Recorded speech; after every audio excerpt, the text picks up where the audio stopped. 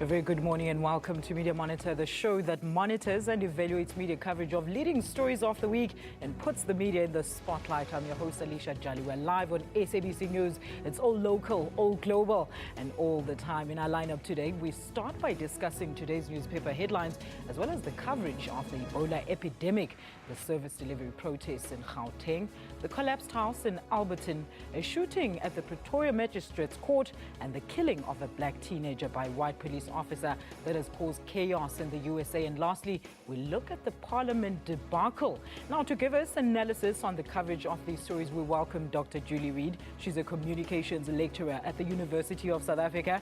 Advocate Robin Sewlal joining us again in studio today. He's Associate Director for Journalism at the Durban University of Technology, and Ms. Zibusisozethu Sithole, who is a content producer for Move magazine. And on the line, we will be joined by Mr. Shoni Makhari, the CEO of Ambani, RPM, to give us analysis on the impact of Ebola on the economy, as well as Ms. Fabienne Pompey. She's the spokesperson for the World Food Programme West Africa Regional Bureau, and we'll be discussing the impact of Ebola. Remember, you can call us to give us insight on the stories that you think deserve to be covered by the media, but we omitted on the following numbers: +2711 714 6843, 714 6847, 714 6857. Share your views and comments on Twitter at SA Media Monitor, and of course, like our Facebook page, Media Monitor. A very, very good morning to you.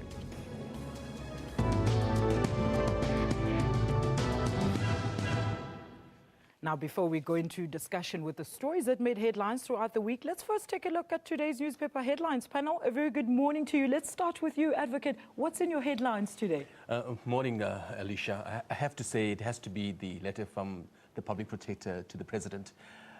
Two powerful individuals, and where the country is looking for answers from the President on a critical issue that has huge ramifications. The President has got 2 weeks to respond, and let's see what happens in these 2 weeks. Let's hope that media can also follow suit on that story. Doctor? Yeah, look, I think it's gold for the newspapers today, because this letter has come in the wake of the payback the money scandal, the Yes. Parliamentary debacle. So, I mean, it's been a great timing for the media. I don't know if that's why the Public Protector has done it. I don't think so at this point. But also, I think that the media should highlight some of the contents of her letter are actually really disturbing. In the fact that the President is trying to give powers to the police minister that he really doesn't have, and so on and so on. So I hope that in the week going forward, some of those things will be unpacked a little bit further. Zibusiso, what are your views? I agree. It's a huge story. This whole Nkandla Gate thing has been big since the beginning of the year. Yes. And I think this is the blow-up. This is the blow-up with Thulima Donsela and the President, it seems, are going head-to-head. But do you think that media is being impartial in terms of coverage? Let's start with you, Advocate. I think they are, Alicia. I think it's more important as to what they're reporting upon. Julie alluded to it. I'm not... I don't believe in coincidences of this nature, where the EFF mayhem on Thursday in Parliament and the letter from Julie came through on Thursday as well. I think the media are reporting the issues in terms of what they have available, in terms of information. It's an important story. It doesn't only affect South Africa, it actually affects international affairs as far as South Africa is concerned. So yeah, I believe the media is acting appropriately. Has it been impartial? I think, it's easy to accuse the media of bias in a lot of situations, but I've got to tell you, I'm involved with something called the Media Policy and Democracy Project, which is a research project. Last year, we commissioned a study on exactly that, on the investigative reporting involved in the Nkandla scandal, in which we looked at the two newspapers that have been following the story most closely, which was the Mail and Guardian and the City Press. We found absolutely no evidence that the media has not been impartial, that they are following some sort of political agenda. And at the end of the day, it's good journalism to speak truth to power and to criticize those who are using their power for personal gain. So this can't be seen as a personal attack. It's what good journalism does, unfortunately. So I know that that's an uncomfortable, inconvenient truth for some, but that's the fact of the matter. Do you agree, Zibusiso? I completely agree. I completely agree. I can't see any way that there's some sort of political agenda from the media side. They're reporting what happened as it happened. All right. That's where we leave it on the newspaper discussions. Now, in our top story, the government has placed an immediate ban on the entry of non-South Africans from the Ebola-hit West African countries of Liberia, the Republic of Guinea and Sierra Leone, except when absolutely essential. Let's hear what the health minister says. A total travel ban for all non-citizens traveling from these high-risk countries, unless the travel is considered absolutely essential. Panel, I just want to hear, there's been a wide call that media shouldn't arise panic on the Ebola saga. Is this fair for the media, Doctor? Well, you know, I mean, it is an extremely alarming story. I think that what the media can do better is they can try to cover it in more depth. We've seen in the international media there's been a lot of aggregated news content. Whether you read the Washington Post or whatever's on the BBC website, it's the same content. And there are a lot of very disturbing stories on the ground, especially the sort of, well, the quarantine of the West Point area in Monrovia in Liberia. A lot of human interest stories there. The media has to start questioning the fairness of what's happening to those people there. And I would say almost stop stereotyping. These are people who are in a crisis. They've been stereotyped as sort of, you know, barbaric slum dwellers. We have to realize that these are human beings first, who are terrified and who are in a terrifying situation.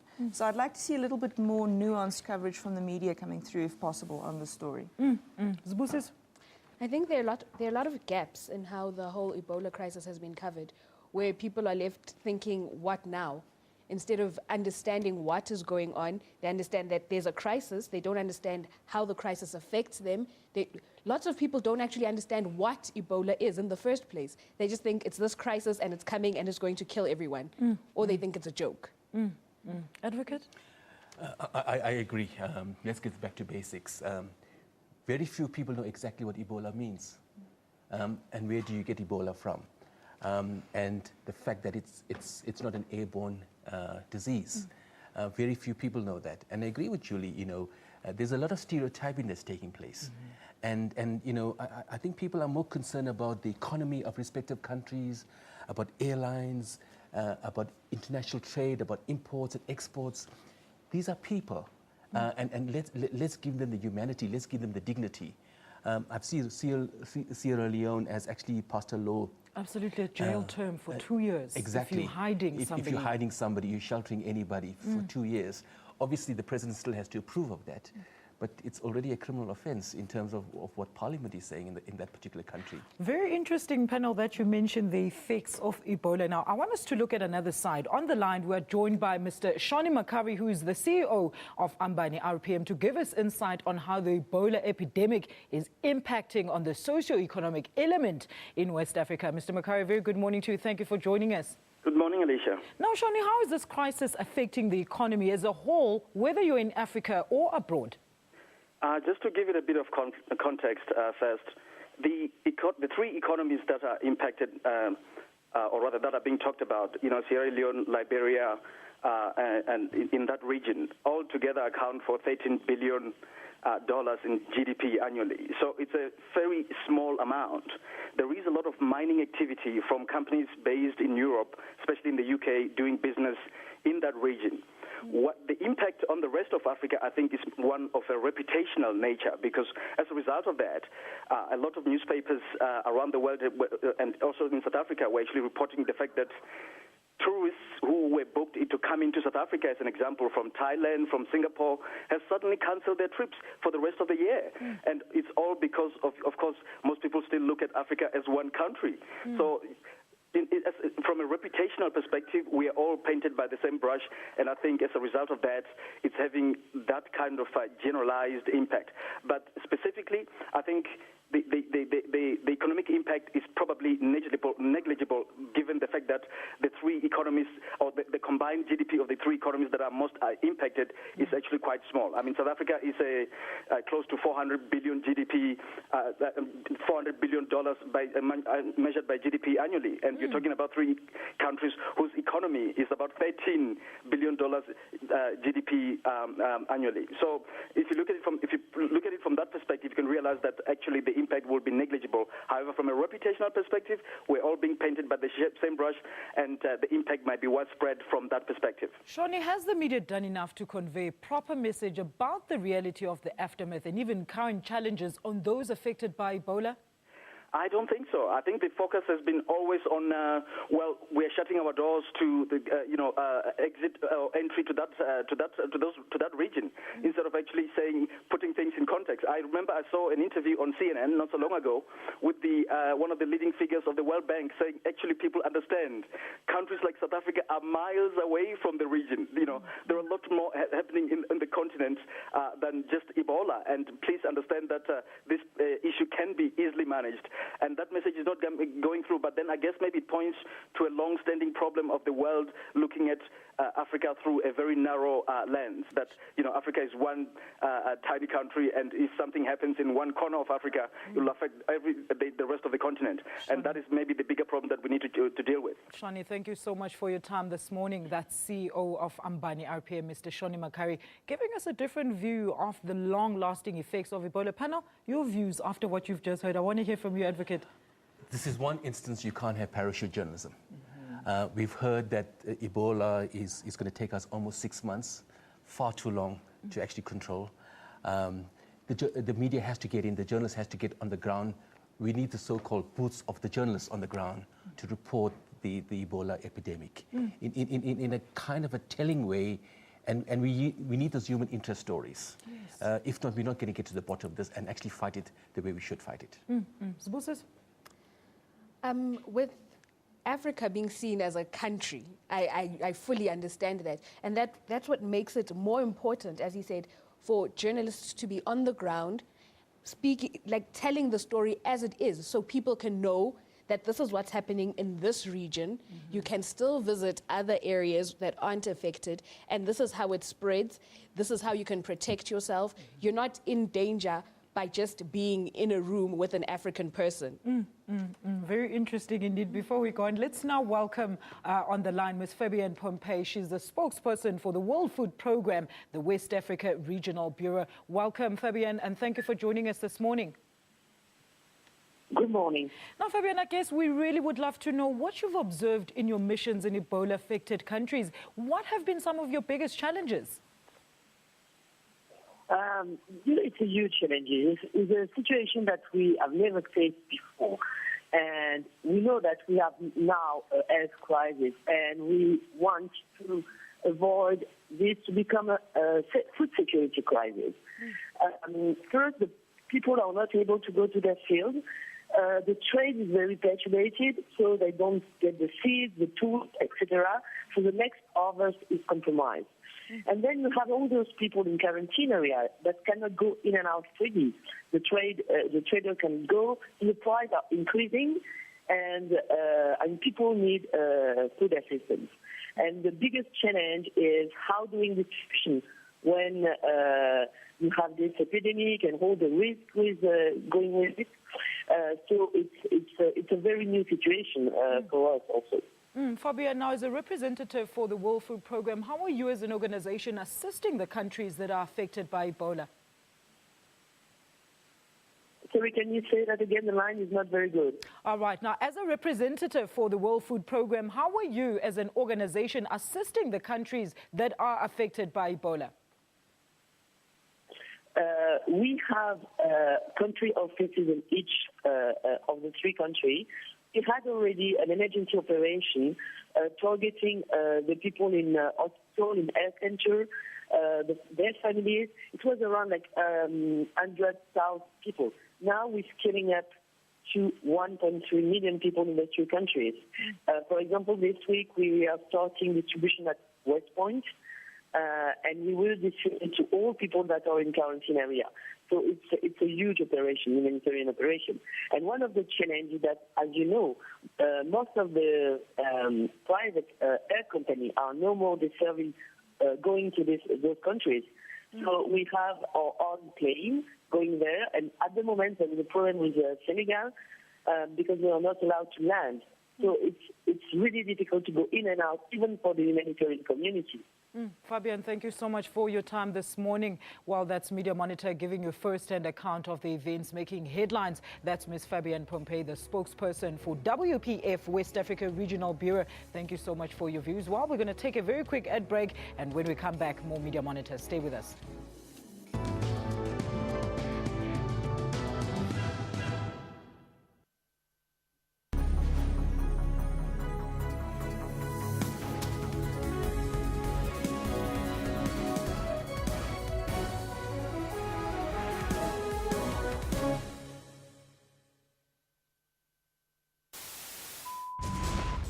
Across the globe, the continent and the entire country, every second there's always a breaking story. SABC News is your reliable eye, ear and information system in bringing you events as they happen. Our cutting-edge and hard-hitting journalism leaves no stone unturned, giving you the whole picture every time.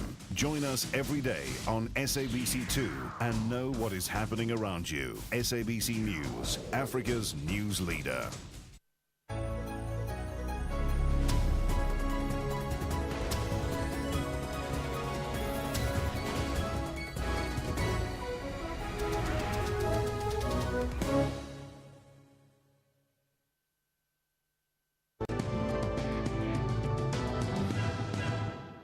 Welcome back to Media Monitor. Remember, you can be part of our discussion by calling and tweeting us. You can ask your questions too via Twitter account at SA Media Monitor, and our panel can hopefully give you some answers. Let me take Zig from Randburg, our first caller. Zig, a very good morning to you. Thank you for joining us.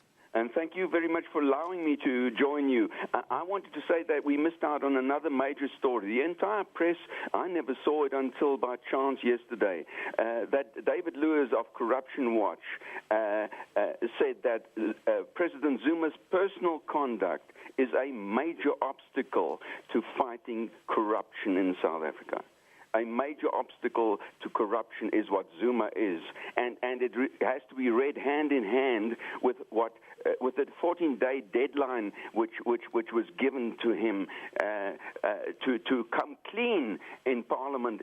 Thuli Madonsela, our national hero, put this deadline to him, just like she did previously when the National Commissioner Becky Cele was deeply corrupt, and Zuma would not let him go, but he ultimately had to let him go after a showdown with our public protector. I don't know what she's going to do, but wow. Thank you so much to Zig from Randburg. And of course, we're going to take some of your tweets. I think we have a question on Twitter. I think it's about Ebola. There it is. Why Ebola campaigns haven't started yet? People don't have info about it. Panel, is that the truth? There's no info about Ebola. There's no campaigns. I think we did touch on it very quickly, Doctor. Well, I think Robin raised the point earlier is that, you know, very few people actually know what Ebola really is, or what the implications of it are, what it does to the human body, and how it's transmitted and so on. And that's fairly important information that I think the media could play a good role in disseminating to more people. All right. Thank you so much, panel. Let's leave it there now and move on to our next story. Various service delivery protests have been making headlines this week in Gauteng and Cape Town, disrupting the education system. Many children have been absent from school to participate in these demonstrations, while some of the learning institutions are torched. Let's take a look at this insert compiled by one of our producers, Maliboho Makudle. Davidton, Mamelodi, and Rivoli are some of the areas in Gauteng that were affected by protests this week. The people's grievances are a lack of service delivery and housing. They want votes from us. They want us to, there's no jobs, there's nothing's happening, right? And we've been complaining ever since. This thing has been done 2000, right? But then even today, we don't have houses. Demonstrations have come to a halt since Wednesday, but some intersections remain blocked. Now, panel, something very worrying here is that school disruptions due to protests is a serious matter. Has the media raised this issue enough? Let's start with you, Doctor. You work with students. Okay. Well, I think, you know, the school disruptions became a point with the Davidson housing protests this week.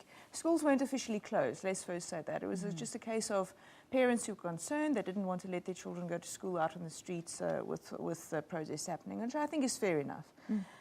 In terms of the broader issue of covering protests around the country, we see it over and over again. The first thing to say is that housing protests, land rights issues, and especially evictions of especially shack dwellers is becoming a very key issue in the media at the moment. It's becoming very common and it's happening over and over again. And the frustrating thing for me there with the media is that often these incidents are reported in isolation from one another, as if they're totally separate incidents, when actually they're pretty much linked across the country, because we keep seeing the same narrative going between these different incidents around the country. But the second thing is that these incidents are very rarely reported from the perspective of the people on the ground. So from the perspective of the people who are being evicted from their homes, or the people who are frustrated and protesting because they have been fighting this fight and living the struggle for far too long. And we see that very often the media will take the official SABC position, publish the words of the spokesperson of the local municipality, but very rarely will that type of valuable ethnographic journalism happen, where they go into the communities and talk to the people there about what's really going on. That was my next question, Doctor, that did the media fully investigate or probe and publicize the real reasons behind these protests? Advocate. You know, I agree with Julie, but with the increasing number of protests around the country, I'm going to suggest that the media is doing its job. Not necessarily reporting the viewpoints of those that are affected and frustrated and not getting service delivery, but at least the media is actually reporting the incidents around the country. And I think that's a very important factor. Is it fair to just get a bird's eye view of what's happening in our society, Advocate? Well, I don't agree on that, but what I'm getting at, the media is reporting it not as microscopic as we'd like it to be. My concern is that there isn't a balanced reporting, in the sense that the examples of looting around the country, the attacks on foreigners around the country, that's not being given due coverage as well. So let's balance it. I agree with Julie. You want the official word, you want the word from the ground upwards, but you also want what the protesters are doing wrong. And I don't believe the media is actually covering that accurately and appropriately. Because there's a lot of vandalism in these protests that's involved. Now, Zibusiso, there's another issue. There's very young kids that are actually the faces now of these protests. Media hasn't probed much into that. What do you think? I think the media's they've kind of ignored the children in the protests, because I don't think children as young as we're seeing in the photos are old enough to consent to protest. They don't understand what's going on. And I don't think they should be punished for the non-delivery of services. They're the real victims. These children who aren't able to go to school, aren't able to play, don't have a place to live. They're born without basic human rights. And I think they're the real victims, because they've done nothing to put themselves in that situation. And the media hasn't actually given them the attention they deserve. Because if people saw the real damage being done to these children, I think people would react differently. It wouldn't just be, you know, vandals and hooligans protesting in the streets. These are people's parents fighting for these young kids who are now also part of the protest somehow, and they're being abused by the system and actually now by their parents, who are keeping them from being children and turning them into protesters instead. If I can just quote the MEC, Education MEC, Panyaza Lesufi, says it's just unfortunate that in some instances, people openly tell us to our face that without children, their protests won't have an impact. Doctor? Yeah, no, look, I mean, there's a number of different issues to discuss around these protests, and children is certainly one of them. I wouldn't agree that children should be, well, I wouldn't agree 100% with my fellow panelists that children don't understand what's going on.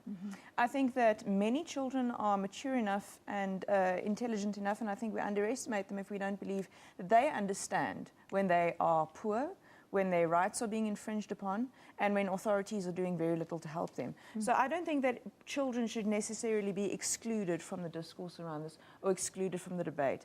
But we have to maintain some sort of concern for their safety and their educations as well. That's all we're asking that the media does. All right, we're going to leave it there. And when we return, we're going to look at the media coverage of the collapsed mansion in Alberton and the shooting at the Pretoria Magistrate's Court. You can still be part of our discussion by expressing your views as to which stories you think should have been covered by the media by calling us on +2 711 714 6843, 714 6847, 714 6857. Share your views and comments on Twitter at SA Media Monitor, as well as on Facebook. Stay with us. This is Media Monitor.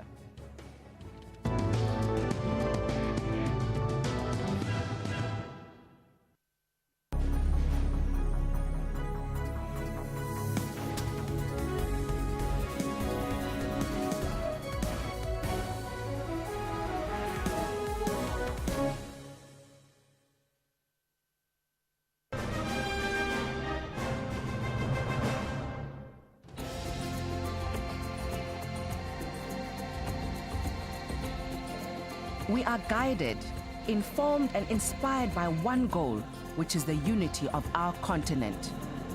In South Africa, for instance, the presentation of women in Parliament has proven insufficient in the advancement of women's interests.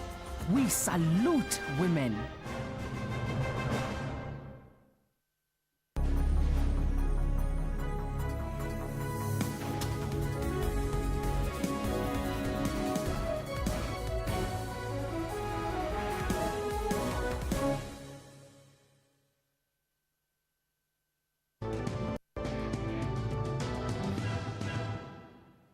Welcome back. This is Media Monitor. You can also be part of our discussion by calling us on the numbers that will appear at the bottom of your screens or contact us on Facebook as well as on Twitter. In our next story, the construction sector's non-compliance with safety regulations resulting in the loss of life has been widely criticized by the industry body responsible for monitoring and transformation after 7 workers lost their lives at a construction site in Meyersdal, south of Johannesburg. Panel, this incident comes 9 months after the tragic collapse of the Tongaat Mall in KZN. It seems construction workers dying on duties on the increase. Has media raised these issues? Advocate? I don't believe sufficiently enough. Perhaps there should be a new approach, and it's far too often happening that construction work is being delayed or interrupted because of plans not being approved, people going ahead with buildings without approved plans. And, you know, workers are actually suffering, you know, the effects of the non-professionalism, should I say, and the amateur work that's being kind of undertaken. I don't believe the media has actually covered this sufficiently enough. Bear in mind, it's not just the Tongaat Mall. There have been other instances in between. Yes. And I don't believe the media has actually covered it sufficiently enough. Not even picked up if people didn't die. Zibusiso, what do you think? I think the media should focus more on such things. It would be a huge wake-up call to the construction industry that you have to follow the rules. You can't just do things as you please. There are rules for a reason. And I think reporting on the fatalities and how this actually, it affects people. It's not just a rule that, it's not just red tape. It's there for a reason. The construction workers who don't know whether the papers have been approved or not, whether what they're working on is safe or not, they're the ones who are actually in danger. The person doing the paperwork is safe in an office. And I think people need to be held accountable for what's happened, to kind of press the industry to stick to the rules. I think they should put more pressure on them. Absolutely. Doctor? Okay, well, now I agree with my fellow panelists.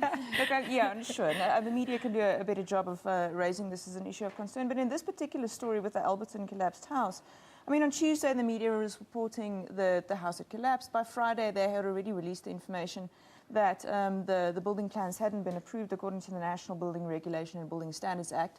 So it remains to be seen whether they're going to follow the story through to its conclusion to see if there's any accountability.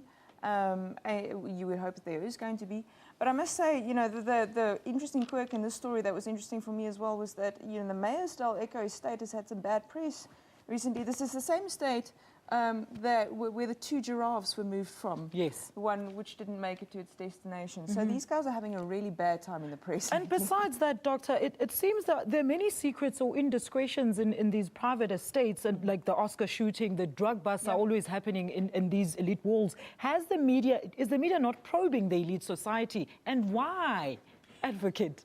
Alicia, may I suggest there's another level of corruption that's taking place. It's the white-collar crime, so to say. Exactly. You know, I think I said earlier on, you know, certain things are happening on a coincidental basis. And I'm just surprised that, you know, we are not being harder on these particular issues. May I suggest perhaps you know, there should be a different approach from the Department of Labour henceforth. Perhaps when there's new construction work taking place, there should be inspectors going along, unannounced, and checking whether the paperwork is there. And not assuming that the paperwork is in place and everything is hunky-dory. I think, you know, far too many lives are being lost. 7 lives are far too many in one incident. That's very true. Now, the Department of Labour is, of course, to launch an inquiry into this incident. What about some of the other incidents that have taken place that haven't even reached the media? Zibusiso? I think it's the media's job to bring it to the attention of the public, and in many cases, the officials themselves. Because in many instances, something happens and it's just swept under the carpet because nobody cares. This Alberton house, it was kind of a by the way that's slowly developing. But my fear is that it's going to be cut off before a conclusion is reached. And I think the conclusion is the most important one, where people have to pay for the consequences. Absolutely, because somewhere there was corruption that led to these people going there without a permit to do this job. All right, then we're going to leave it there on that story and move on to our next one. Police have extended the manhunt to 3 after a third suspect allegedly escaped from the Pretoria Regional Court on Tuesday. A court orderly as well as a police officer were shot during the escape. Let's take a look at this clip. We are really concerned and want the police to investigate how the 2 accused persons facing 9 counts of robbery with aggravating circumstances and illegal possession of firearms got to be in possession of those firearms in a court that was in session. All right, now, panel, when this story broke out, it was quite weird. There wasn't enough information or correct info. It felt very dramatic. It felt like a soapy of some sort. What your views, Doctor? No, look, I mean, it was definitely the most dramatic story of the week and the most outlandish. If you've ever been to the Pretoria Magistrate Court, you'll know it's a very busy place. And I can just imagine shots being fired in there must have resulted in absolute chaos. So obviously, you know, and you always get this, I think it's something that journalists struggle with, is witness testimony and an account of events. I think that there were just so many different people involved and all giving a different account of events. Yes. But I thought that the newspapers did a really good job of saying, well, look, you know, there were so many different versions of events, and here they all are. And the Times in particular gave a blow-by-blow account of how this apparently rolled out, according to various different people. So I thought that was honest. I thought that was honest reporting, so that we couldn't find the truth. There were various truths. Judge for yourself. And here they are. All right. So I like that. All right, let me take Solomon from Limpopo on the line. Solomon, a very good morning to you. Thank you for joining us, sir. Hi, good morning. I wonder if you guys could touch on Nkandla and what happened in Parliament today. All right. Yesterday, on last week. We're definitely going to talk about that, Solomon. Stay tuned to Media Monitor. Thanks. All right. Yes, panel. Let's go on now with, of course, the shooting. What was your views on the coverage and the many facts that were surrounding the stories, Busis? I think journalists did what they can, because it doesn't happen as like a movie where you watch, there's a beginning, you see what happens, and you see the end. And sometimes people must be understanding. They're reporting on what they saw, what they could get their hands on. And I also love the fact that they published the pictures that they did have, so that whoever sees someone who looks like that can do their job as a citizen, since journalists have done their part. Did media do justice to the story, Advocate? I think it did justice to the story. But one needs to understand they were not reporting on a court case where everything happens in court, you merely reporting accurately. It's the story behind the story. But for me, the bigger story is that how do you get guns into courts? And you know, we need to investigate how that happened. For me, that's the most telling aspect of what took place in Pretoria. But let's discuss that. Has the media probed deeper into the story? Why did the prisoners, where did they get the guns from and all of that? And there was knives as well in the Krecha incident. It seems like this behavior is becoming more usual for people in court. Doctor? Yeah, no, look, that's very worrying. I've no doubt that the media will follow up on that. And look, to do with this particular story at the Pretoria Magistrate Court, the media did try to figure out where did the gun come from. But again, there were so many different conflicting versions of the story. Some people say that the 2 prisoners had seized the weapon from the orderly that went to fetch them from the holding cells. Other people say, well, it's easy to smuggle a gun into the court because the scanners are never working. Yes. And they're convinced that the prisoners got the gun that way. So, yeah. But hopefully the investigation will reveal the truth of where the firearm came from. All right. Now, Police Minister Nkosinathi Nhleko said that the incident highlighted the worrying trend of attacks on the police. Do you think media has even looked at that side of the story? I think the media, like everyone else, we've got this way of looking at this is what a victim looks like, and it's not that person in the blue uniform. And sometimes it is. Is it fair then for media not to probe all angles like that, Advocate? The media has every angle, each and every angle, Alicia. They owe it to the audience, the respective audiences, to bring forth, to ferret out what's really taking place, the stories behind the stories, who's affected by an incident. And I don't believe that, we've done justice from that perspective. Doctor, should we look forward to yes. more? I mean, in all fairness, the media should be unbiased, the media should be fair. And the threats of violence that police face every day is something that's very worrying. But I think that realistically, the global picture is that in the past few years in South Africa, the police service has received so much bad press, and frankly, justifiably so, that unfortunately many journalists and many people on the ground are terribly unsympathetic. But we can't paint everybody with the same brush, Doctor. That's where problems begin. With you. But I'm saying that, realistically, it's going to be difficult to battle that bad press now that the police has created for itself. So where on the one hand you have this police force that is terribly militarized and perpetuating a lot more police brutality than we've seen in the past, it's then terribly difficult to then expect the audience to switch around and suddenly see them as the innocent victims as well. So those are the type of ideological battles that you're going to fight when you are now portraying the police. It's very real. All right, we're going to leave it there for now. And stay tuned, because when we return, we're going to be discussing the coverage of the story of a black teenage boy who was shot dead by a white police officer in the United States. You can still call us on +2 711 714 6847, 714 6843, 714 6857. Share your views and comments on Twitter at SA Media Monitor, as well as on Facebook. Don't go anywhere.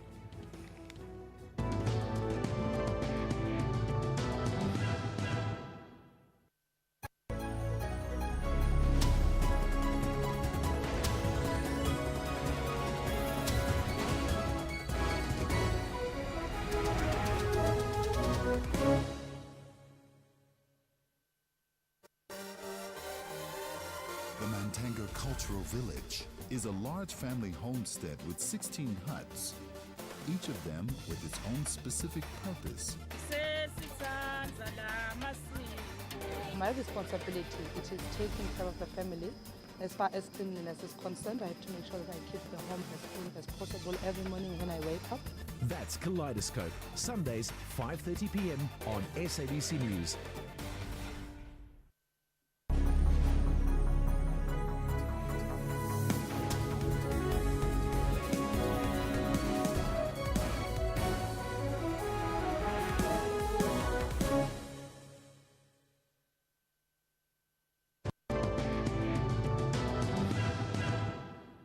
Welcome back to Media Monitor. You can still be part of our discussion by contacting us on the numbers there they are that appear at the bottom of your screens, not forgetting Facebook as well as Twitter. In our next story, the shooting of an unarmed 18-year-old Michael Brown by a white police officer in the United States stirred uproar in racial inequality. Now, panel, whose side has the media taken on this story? Who are we to judge? Well, I think, when we talk about the media, what's interesting with a case like the Ferguson story is the one type of media that we always forget to talk about is the social media. And the Ferguson story in social media was huge over the past 2 weeks. And what was interesting for me there was that the social media and user-generated content was telling a very different narrative of events to the mainstream media, which tends to focus, again, very much on an official position. So it was really, reporting from the ground. A lot of news clips, a lot of pictures coming from citizen journalists who were in amongst the protesters on the ground when the tear gas and the concussion grenades were being fired by the police. And I think that was great because it means that the social media has taken on that power again to convict those in authority. Advocate? I do agree with Julie with regard to the power and the impact of social media with regard to Ferguson. But I also get a sense that the international media television networks tried their best to get the story from the ground upwards. It was a developing story, it was a dynamic story. It's now, almost 3 weeks that the story is grabbed the headlines. And I think the international media players are trying to grapple with issues. And bearing in mind, the issue with regard to Ferguson is that you have a predominantly black population and the police force is predominantly white. And that's the kind of tension that's already been caused. And the reporting has to reflect that reality. And I think that's where the journalists were trying to get to the bottom of the story. Zibusiso? I think the story has survived so long because of the human interest angle, how social media has taken it and given context to both sides of the story. Like, who are these two men who everybody's fighting about? Because both of them aren't giving their opinion on what happened, how it happened, what the real story is. But now we're getting the side of people who knew the victim and the criminal, the so-called criminal, the policeman. And neither, well, in such a case, nobody's going to say, this friend of mine, he's always been an abusive, crazy, gun-trotting madman. But so we're not really getting to the truth of it. And while the media is doing their part, it's difficult to actually, you can't report on a person's intentions. It's difficult to get into somebody's brain and kind of analyze how they were thinking and say how they felt about it without them actually speaking. So I think the coverage on this has been excellent, considering. I'll get back to that point just now. Let's take Zodwa from Soweto. Zodwa, a very good morning to you. Thank you for joining us. Yes, morning, ma'am. Morning. Ma'am, there's something which I want to understand from that story of Malema and Zuma and Kanda. Yes, ma'am. There's something which I want to understand there. Go ahead. Is Malema fighting his own Kanda of Sandton, or is Malema fighting the Kanda of Natal? The second question which I want to ask is this one. When our public protector is so good, when he is following Zuma like this, where was she to follow de Klerk and them when they were buying places with government money? And did they follow that when they are following Zuma like this? And the third question which I want to ask, why is the media saying ANC is losing power? Is it ANC or is it Zuma by himself? Then Kanda is belonging to ANC or is belonging to Zuma? Thank you so much, That's what I want to know. Thank you so much. That's Mam Zodwa calling us from Soweto. And of course, it drives us right on to our next story. The EFF have disrupted Parliament during President Jacob Zuma's response to the Nkandla saga. Panel, you've heard the three questions, and specifically to the media. Julie, let's start with you. Okay, well, I think that what we have to acknowledge, and this is something that the media has taught us, to the second question, where was the public protector back in the day? I think we have to acknowledge that today we have a very good public protector. I think the media has shown us that. I think, to Maronsela's credit, she knows how to work the media, and she knows how to use the media to communicate to the South African public, which basically holds her accountable as well. I always say that I think that there are two Chapter 9 institutions that are working better than any other. The one is the Public Protector's Office, and the other is the investigative media in South Africa. So it's an unofficial Chapter 9 in terms of holding power to account and enforcing accountability. So I think that we just have to recognize what the media has shown us, and that is that the current Public Protector is a very good one. From what we can see to date, that may change. But I think it'll be a sad day when her term comes to an end. All right, let me take Tamelo from KZM. Tamelo, a very good morning to you. Thank you for joining us. Hi, Alicia. Hello. Please go ahead with your comments, sir. Yes. Tamelo, go ahead. Yes. Alicia, I think what happened in Parliament, it was a disgrace, right? If I remember correctly, during the swearing-in ceremony, there was a judge there, and the members of Parliament took an oath, which one of them was to uphold the Constitution and then, I'm sure, abide by the rules and of Parliament. So what happened on that day was on the contrary. Now, to me, that suggests that I do understand now why the EFF got 6% of the vote when the voters were going to vote for the party of their choice. Now, the voters had to choose between anarchy and progress. I think they voted against anarchy, which we witnessed in Parliament.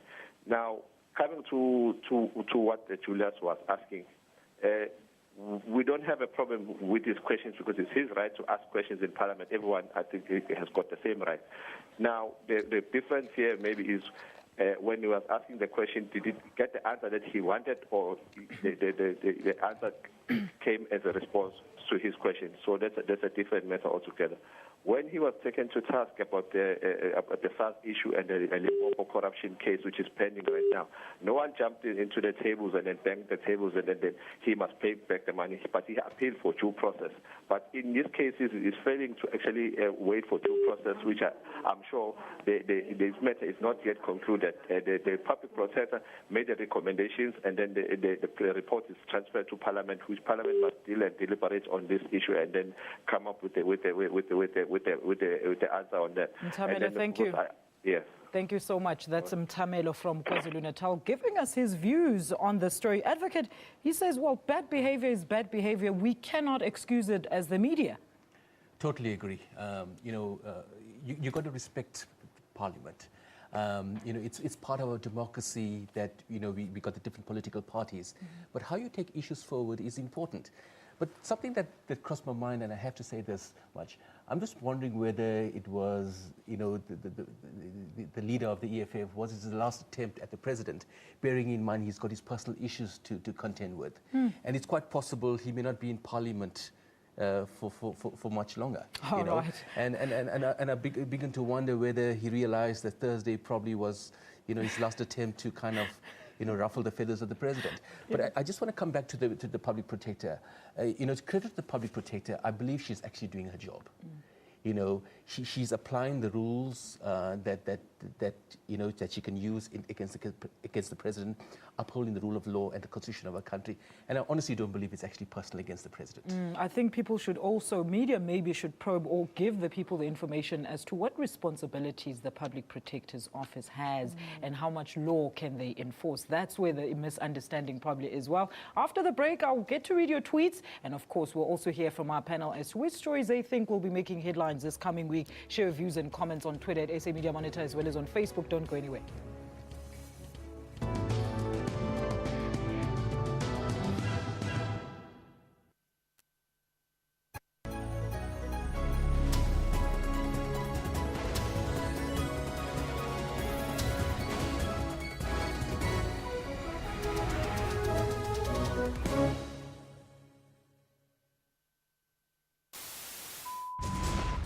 Across the globe, the continent and the entire country, every second there's always a breaking story. SABC News is your reliable eye, ear and information system in bringing you events as they happen. Our cutting-edge and hard-hitting journalism leaves no stone unturned, giving you the whole picture every time.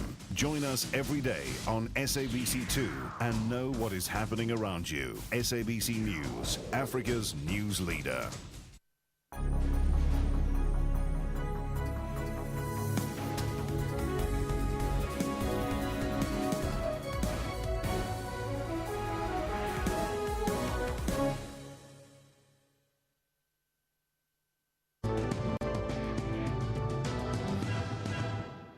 Right, welcome back to our final segment right here on Media Monitor. Before we read your tweets, let me take Anonymous from Vanderbijl Park. Anonymous, thank you for joining us. Your comment, please. Alicia, how are you, sir? How are you, ma'am? We're very well, thank you, sir. Please go ahead with your comment. No, thanks a million, man. On Kandla issue, lezi zinto bezenzeka lapha neParliament, Alicia, ne? Azikho right, but umbuzo omkhulu ukuthi who must be held accountable? Ubani ongaphezulu rules of the Parliament? Mawuzuma ne-EFF. I don't know ukuthi EFF mele ukuthi ibhenyiwe ngalento yenzeke eParliament.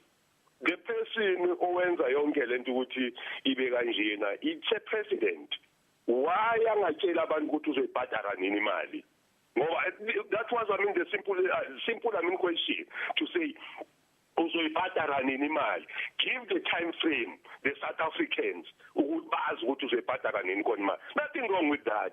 EFF is wrong ukubuza loo nto leyo ukuthi EFF mele ibhenyiwe manje. That is not on. That is not right. He must the person who betray the rules of the Parliament. It's a president, nobody else. So he must be held accountable for what is happening, in Parliament. That's it. All right, thank you. Thank you so much, Anonymous, for your views there. Unfortunately, we don't even have time to... Do you want to say something quickly, Advocate? You know, at the end of the day, truth must reign. Everybody has an opportunity to say what they want to say. As I said earlier on, you've got to follow the rules. But following proper mediums, that's what we need to... I think with regard to the EFF in Parliament on Thursday, it's also a kind of a mirror image of what took place in the Gauteng legislature. So there is that kind of plan to disrupt parliamentary proceedings, which is not definitely not on. Thank you so much, Palo. All right, let me read your tweets very quickly. We've run out of time. Togozi Sindebele says, people around the world see Africa as a country with South Africa being the capital. Thank you so much. No wonder tourists have cancelled their trips. Togozi Sindebele, thank you for your comment. Yaleboa says Ebola is indeed a human threat in Western Africa and is financially costing those affected countries. Anna says, Viva to the people of Davidton and Riverlea. That's what we call democracy, practicing your rights. Renee McFarlane says, over decades, South African schools have remained spaces of protest. Sad that they should be destroyed in the process. Last but not least, Spiwa Skuman says, what can the police do right other than parking the police vans and shebeens and holding roadblocks just to get bribes? All right, that's your comments there from our loyal viewers. Very quickly, panel, just want to hear one word, your top stories that will be coming up this week. I think the EFF misbehaviour in Parliament is going to continue, and I think that obviously Tuli's letter, there'll be a lot of follow-up on that. All right. Zibusiso? There'll be more on Gandla, I know that. But I'm hoping to see more on Sidiso Matona as the new CEO of ESCOM. All right, business lady, there we go. I want to see robustness in terms of politics in South Africa, but I think there needs to be professionalism and there needs to be common courtesy. And then obviously the Ebola outbreak. All right. I think it has huge ramifications. Let's get on top of this as a media. Panel, thank you so much for your views this morning and for being here on the show. While our viewers' contributions and suggestions is highly valued, you can follow us on Twitter at SA Media Monitor and share your views and comments on Facebook. Go to www.facebook.com/Media Monitor and of course like our page. You can also email us your views about the show. It's mediamonitor@sabc.co.za. Thank you so much for watching Media Monitor. Join us again next week. And in case you missed our live show, remember, you can catch the repeat on Monday morning at 2 a.m. From myself, Alicia Jali, and the rest of the QTIV team. This is SABC News. Have a blessed Sunday.